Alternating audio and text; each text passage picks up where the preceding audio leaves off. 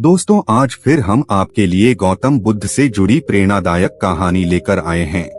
हम आशा करते हैं कि ये महात्मा बुद्ध की कहानी आपको जरूर पसंद आएगी। तो चलिए कहानी की ओर चलते हैं। गौतम बुद्ध जब भी अपना प्रवचन समाप्त करते तो अपने शिष्यों को 3 बार समझाते और कहते कि जाओ अब अपना अपना काम करो। उनका एक प्रिय भिक्षु था, राहुल। उसे यह बात अजीब सी लगती कि रोज रोज उसी बात को कहने का क्या मतलब है, और जब एक दिन उससे रहा नहीं गया तो उसने उन्हें टोक दिया।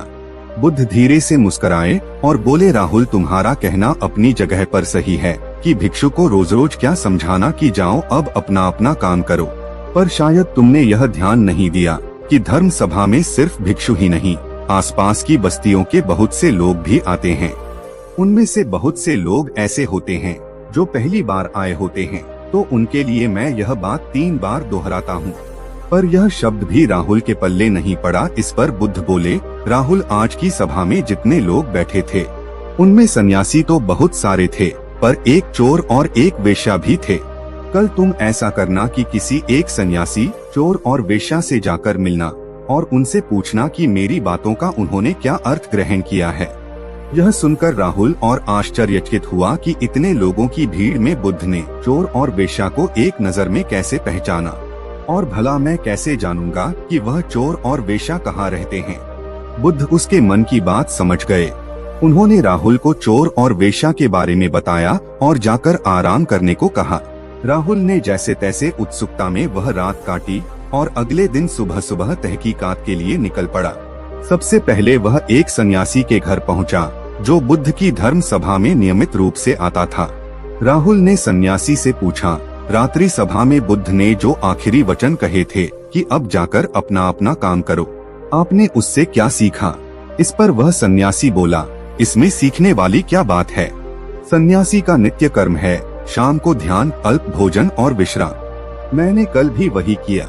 राहुल को पता था कि भिक्षु से उसे यही उत्तर प्राप्त होगा। वह मुस्कुराया और चोर के घर की ओर चल पड़ा। पूछते पूछते वह चोर के घर पहुंचा। चोर उस समय सो रहा था। उसे उसके घर वालों ने जगाया और बताया कि भिक्षु राहुल उससे मिलने आए हैं।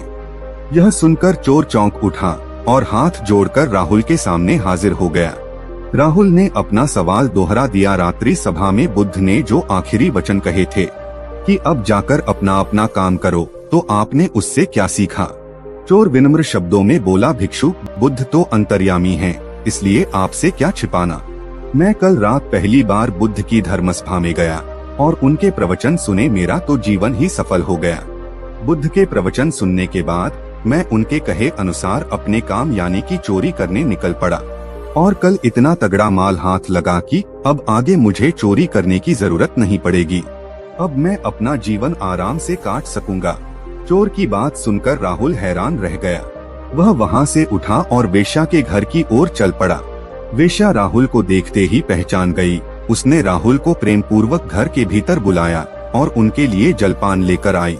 जलपान ग्रहण करने के बाद राहुल ने वेश्या के सामने भी अपना सवाल दोहराया। यह सुनकर वेश्या बोली, भिक्षु, भगवान बुद्ध ने अपने प्रवचन के अंत में कहा कि जाओ अपना अपना काम करो, तो प्रवचन के बाद मैं अपने घर आई और अपनी नाच गाने की महफिल सजाई। लेकिन बुद्ध के आशीर्वाद से कल के जैसी महफिल तो कभी नहीं सजी थी। कल मेरी महफिल में कई बड़े बड़े राजे महाराजे पधारे। उन लोगों ने प्रसन्न होकर इतना धन धान्य मुझे दिया कि अब मुझे धन के लिए ये कर्म करने की आवश्यकता ही नहीं पड़ेगी। राहुल के आश्चर्य की सीमा न रही। वह वहां से वापस महात्मा बुद्ध के पास गया। उसने बुद्ध को जाकर प्रणाम किया और उन्हें सारी बात सुनाई। बुद्ध बोले, राहुल, इस संसार में जितने भी व्यक्ति हैं, सबके मस्तिष्क अलग अलग हैं। वे सभी लोग अपनी बुद्धि और क्षमता के अनुसार ही हर बात का मतलब निकालते हैं। इसीलिए मैं अपनी इस बात को 3 बार कहता हूँ कि जाओ अब अपना अपना काम करो। इसके पीछे मेरी सोच यही है कि किसी के समझने में कहीं कोई कमी न रह जाए।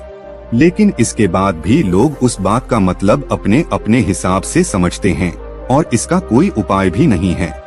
ये सृष्टि ही ऐसी है।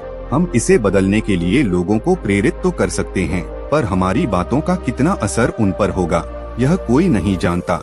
इसीलिए मैं सभी के साथ एक समान व्यवहार करता हूँ। और सभी को एक समान अपना अपना कार्य करते रहने के लिए प्रेरित करता हूँ। राहुल को सारे बात अच्छी तरह से समझ आ गई और महात्मा बुद्ध को धन्यवाद किया और वहाँ से चला गया। दोस्तों, हम उम्मीद करते हैं कि आपको यह महात्मा बुद्ध की कहानी पसंद आई होगी। इसे अपने दोस्तों के साथ भी शेयर जरूर कीजिए, जिससे वे भी गौतम बुद्ध की इस कहानी का आनंद ले सकें और इससे प्रेरणा हासिल कर सकें। और चैनल पर नए हैं तो इस चैनल के साथ जरूर जुड़े ताकि ऐसे ही मोटिवेशन वीडियो आप तक पहुंचती रहें। धन्यवाद।